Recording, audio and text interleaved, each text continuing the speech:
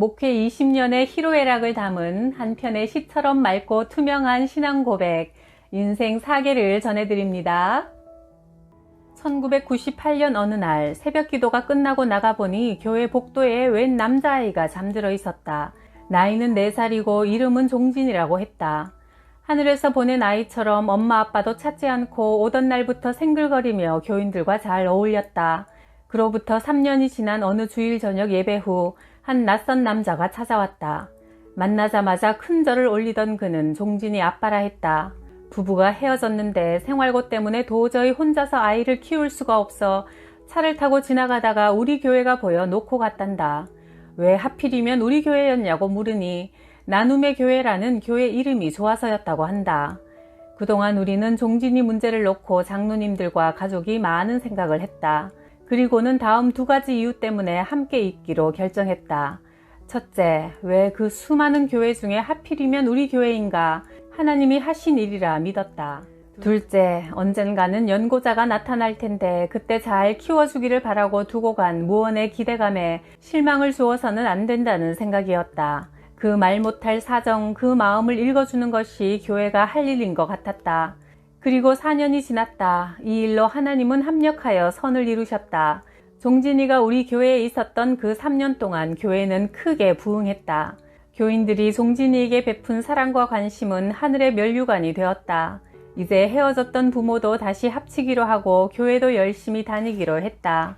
아이에게도 기회가 있을 때마다 말해주었다. 세상에서 너를 제일 사랑하시는 분은 엄마 아빠라고, 목사님이나 큰엄마보다 더 많이 너를 사랑한다고.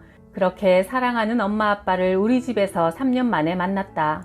아이도 울고 부모도 울고 우리 가족도 울었다. 그날 이후로 종진이의 행복은 한없이 커졌다. 요즘 우리 교회 집사님 가게가 어렵다 하여 지나는 길에 잠깐 축복해드릴 양으로 간다는 말도 없이 덜컥 찾아갔더니 아유, 바쁘신 목사님이 와주시다니 이 어찐 영광입니까? 저와 어쩔 줄 모른다.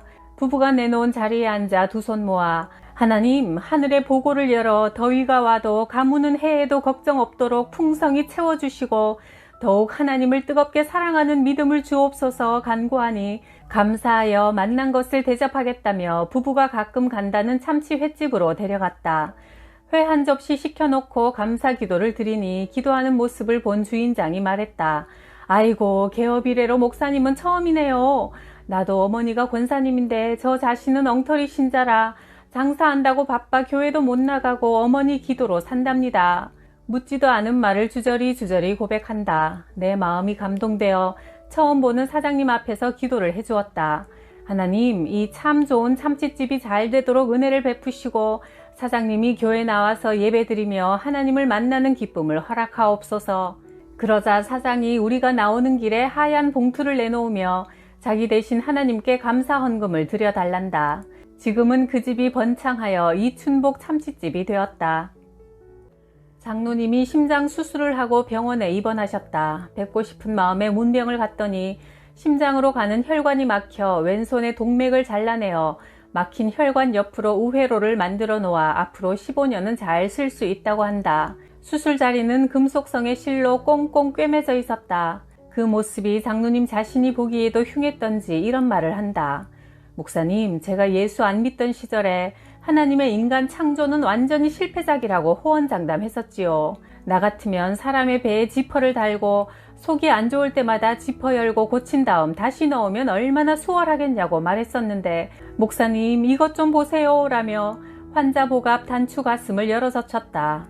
아, 그곳엔 목 바로 밑에서부터 배꼽까지 굵직한 일자로 지퍼를 만들어 달아 놓은 것처럼 금속성 스테플러가 선명하게 찍혀 있었다. 장로님은 계면쩍게 웃으며 말했다. 하나님께는 함부로 말해서는 안 되나 봅니다. 우리 교회 박 집사님은 남편의 구원을 위해 새벽마다 기도했다. 어느 날 새벽엔 남편의 구두를 신고 왔다. 하나님, 지금은 남편의 신발만 왔지만 나중에는 발도 오게 해주십시오. 어느 날은 남편의 잠바를 입고 왔다. 하나님, 지금은 껍데기만 왔지만 나중엔 알맹이도 올 줄 믿습니다. 그 후 남편은 교회에 나와 신나게 봉사하는 집사님이 되었다. 안성 어느 교회의 슬프고도 애틋한 이야기다.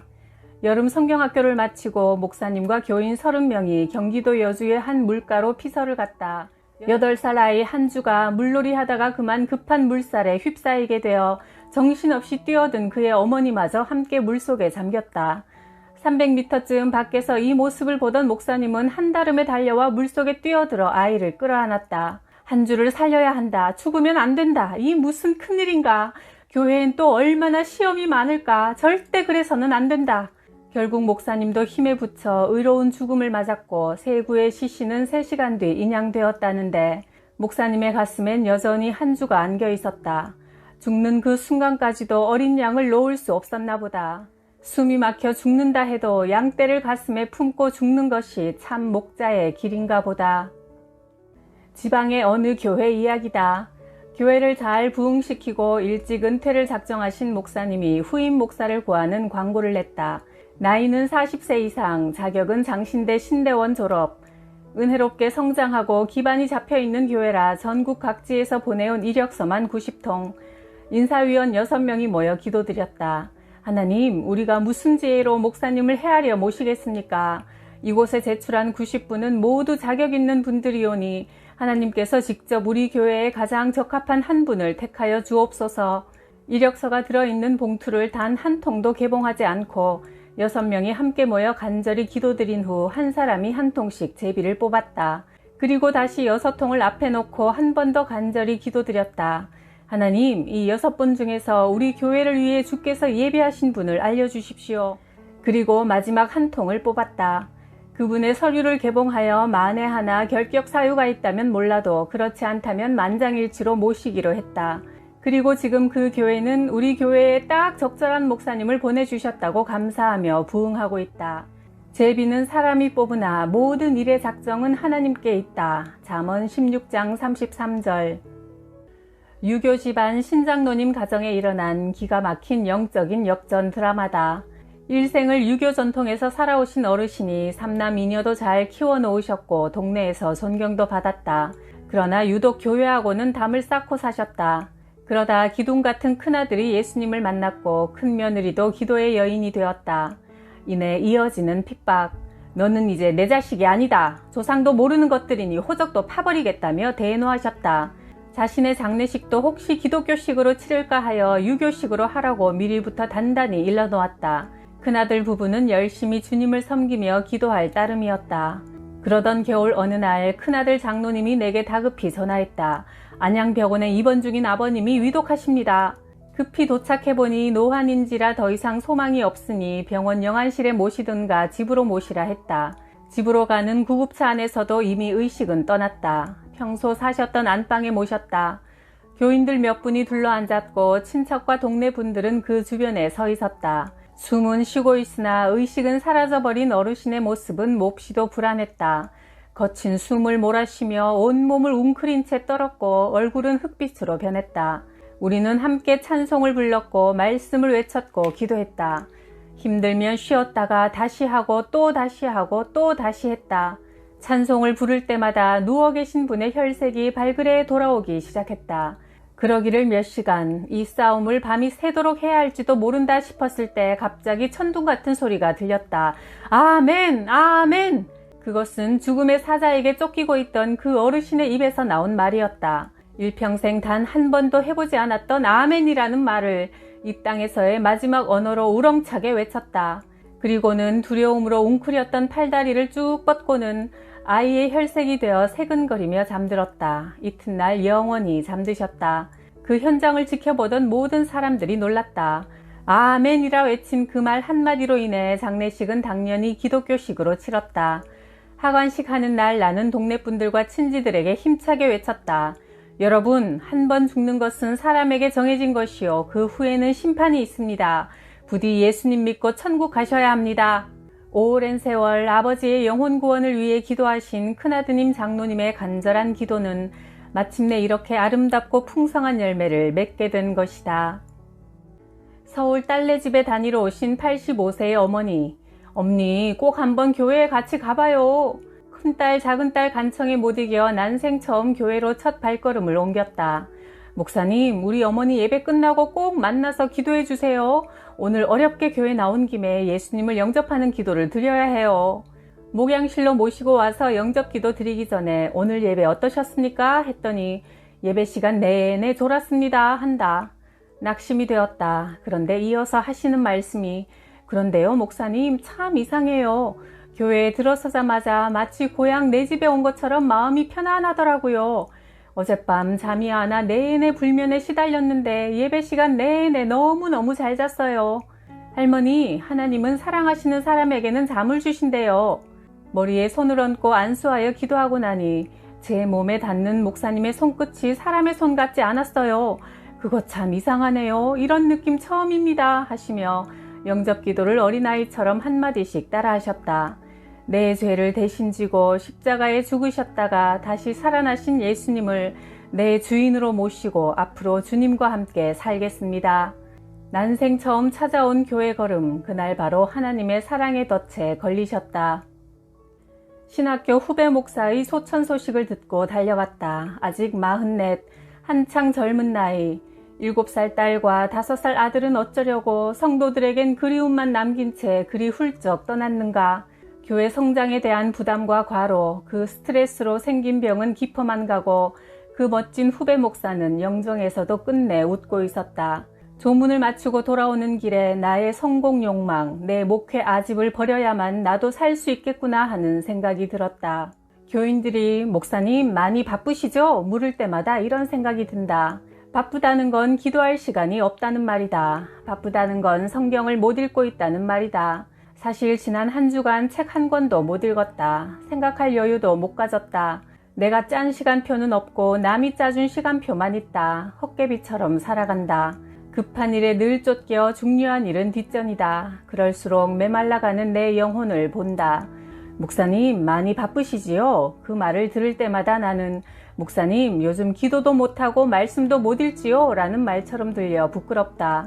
바쁜 목사는 나쁜 목사다. 기도도 못하고 성경도 못 읽을 만큼 바쁘게 살지 말아야 한다. 함께 차를 타고 가던 젊은 집사님이 말했다. 목사님, 저는요, 지금의 나눔의 교회와 목사님이 무지 좋아요. 그런데 걱정이 하나 있어요. 무슨 걱정인데요? 우리 교회가 앞으로 커졌을 때 목사님이 변할까 봐요. 왜 그런 생각을 하죠? 교회가 커지면 목사님들이 많이 변하시더라고요. 그 부분을 교인들이 제일 힘들어해요. 우리 목사님은 그러지 않았으면 해서요. 고마워요. 네, 명심할게요. 그런데 나도 한 가지 부탁 좀 할까요? 부탁이란요. 말씀하세요. 순종할게요. 목사가 자신도 모르게 변해가고 있을 때 그러시면 안 된다고 말해줄 수 있겠어요? 묵묵부답 하다가 어렵게 입을 열기를 목사님이 변할 때는 무슨 말을 해도 안 들으시더라고요. 얘기해도 소용없어요.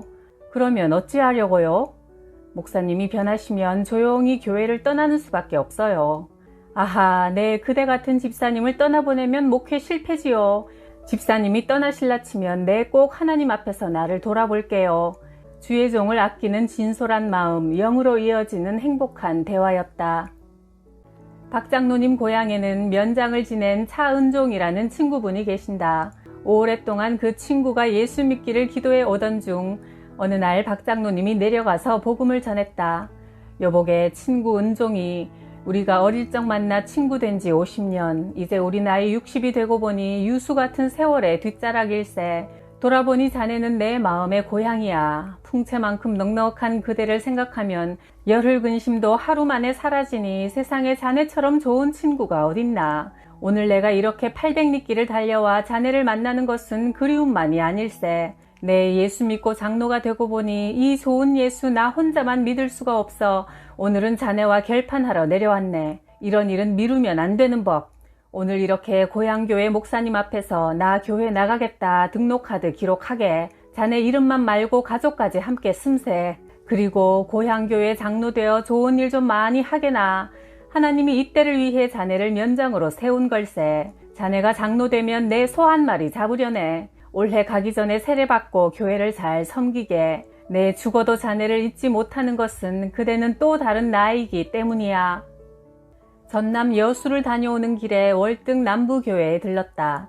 우리 교회에서 1995년부터 매달 선교비를 보내면서도 한 번도 가보지 못했던 교회다. 예배당도 아담하고 예쁘게 새로 지었다던데 지나는 길목에 안 들리면 우리 하나님도 서운해하실 것 같아 찾아가기로 했다. 들리겠노라고 미리 말해놓으면 또 다른 부담이 될까 싶어 아무 말 하지 않고 찾아갔다. 물어 찾아간 망룡리 동네 입구에 교회는 정말 아담하고 정겹게 서 있었다. 열려있는 예배당 문을 열고 살며시 들어가니 어머니 품속같이 따스하게 느껴지는 성령의 훈기가 포근하다. 고향 교회가 바로 이런 곳이겠지. 잠시 앉아 묵상 기도를 드리는데 강대상 아래 한켠에서 간절한 중보의 기도 소리가 들려왔다. 때는 오후 4시. 내 인기척에 기도를 멈추고 일어서시는 분은 다름 아닌 담임 전도사님이었다. 너무 반가워 놀라워하는 그 모습이 어찌나 정겨운지. 그렇습니다, 하나님. 아무도 보지 않는 주의 재단에 홀로 무릎 꿇어 기도하며 키워놓은 성도를 하나 둘 도시로 서울로 다 보내놓고 오늘도 빈자리를 끌어안고 기도하는 저분들이 계시기에 지금의 도시교회가 있음을 압니다. 정령 돕는 자는 선교비를 보내는 도시교회가 아니라 하늘로 뜨거운 기도를 날마다 올리는 고향의 농촌교회입니다.